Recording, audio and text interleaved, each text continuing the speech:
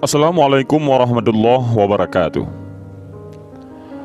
Ad-Dailami dan Ibnu Katsir meriwayatkan bahwa Sayyidatina Aisyah radhiyallahu anha binti Abu Bakar radhiyallahu an, istri Rasulullah sallallahu alaihi wasallam, suatu dini hari terbangun.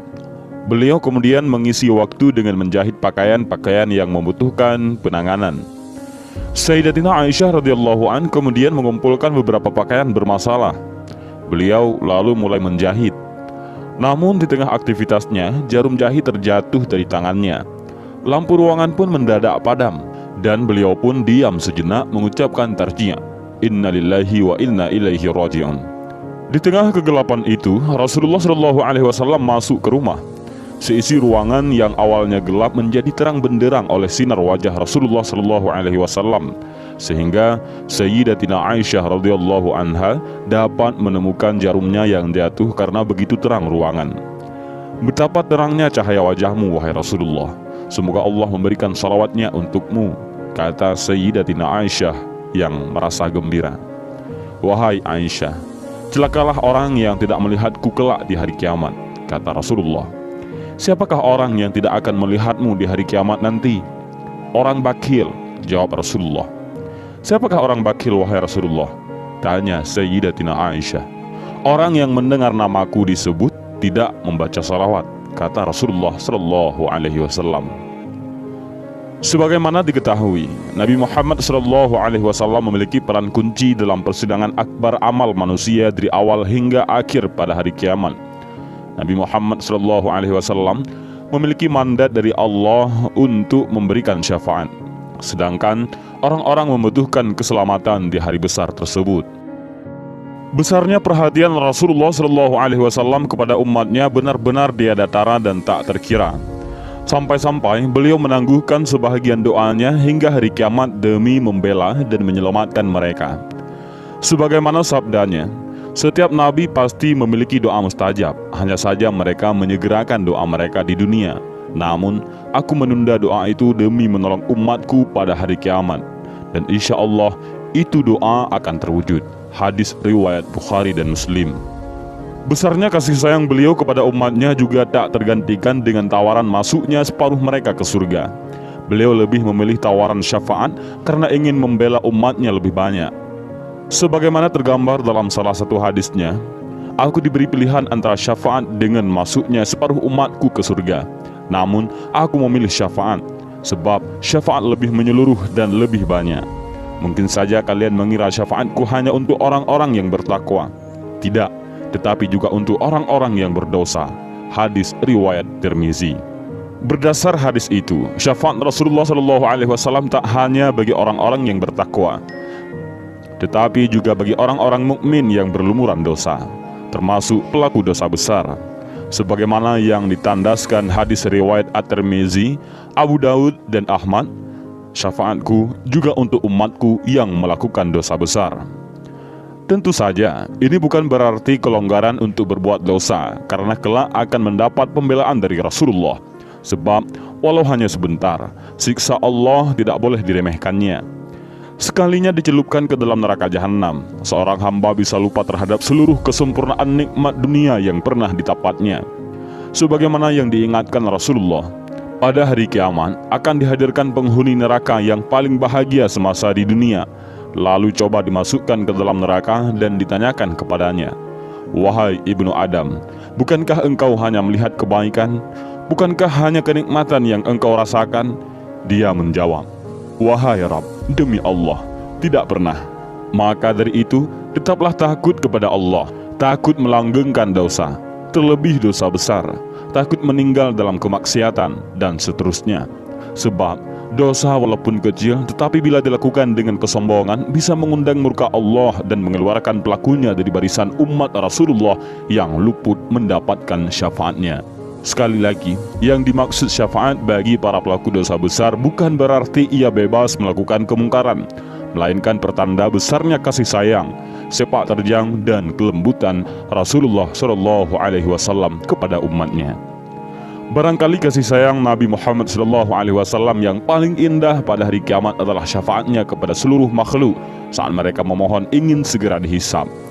Para ulama sepakat menyebut syafaat itu dengan syafaat uzma ataupun syafaat yang paling agung. Disebut paling agung karena meliputi seluruh makhluk mulai dari generasi pertama hingga generasi terakhir, tak terkecuali orang-orang kufur dan ingkar kepada Allah. Berkat syafaat itu, mereka pun lekas dihisab.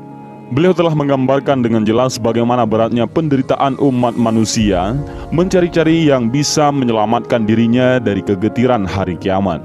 Sebagaimana ringkasan hadis sahih panjang, beliau bersabda, "Dikumpulkanlah seluruh manusia dalam sebuah pelataran luas, mulai manusia pertama hingga yang terakhir. Mereka terdengar oleh siapapun yang memanggil dan terlihat oleh siapapun yang memandang. Matahari begitu dekat hingga mereka tak sanggup lagi menanggung penderitaan dan kepedihan. Mereka bertanya, apakah kalian tidak melihat apa yang tengah kalian alami? Apakah kalian tidak melihat sosok yang bisa meminta syafaat ataupun pertolongan kepada Tuhan untuk kalian?" Sebahagian mereka menjawab, "Kalian harus mendatangi Adam." Mereka pun berbondong-bondong menuju Adam alaihissalam. Kepadanya mereka memohon, "Engkau adalah Abu al-Bashar, diciptakan Allah langsung dengan tangannya. Ruhnya ditiupkan kepadamu, malaikat diperintahkan sujud kepadamu. Maka mintalah syafaat kepada Tuhan untuk kami. Apakah engkau tidak melihat keadaan kami? Apakah engkau tidak melihat apa yang tengah kami alami?" Nabi Adam alaihissalam pun menjawab, "Hari ini Tuhanku pun murka kepadaku, murka yang belum pernah terjadi sebelumnya dan tak akan pernah murka setelahnya. Dia melarangku mendekati pohon, tapi aku melanggarnya. Diriku, pergilah kalian kepada selainku, coba temuilah Nuh alaihissalam." Akhirnya mereka berbondong-bondong menuju Nabi Nuh alaihissalam, tapi beliau pun angkat tangan, tidak bisa memintakan pertolongan kepada Allah. Demikian pula saat menemui Nabi Ibrahim alaihissalam, Nabi Musa alaihissalam, dan Nabi Isa alaihissalam. Hingga terakhir mereka diarahkan kepada Nabi terakhir, Rasulullah Shallallahu Alaihi Wasallam. Kali ini mereka menemui Rasulullah Shallallahu Alaihi Wasallam dan menyampaikan, "Wahai Muhammad, engkau adalah utusan Allah dan penutup para nabi.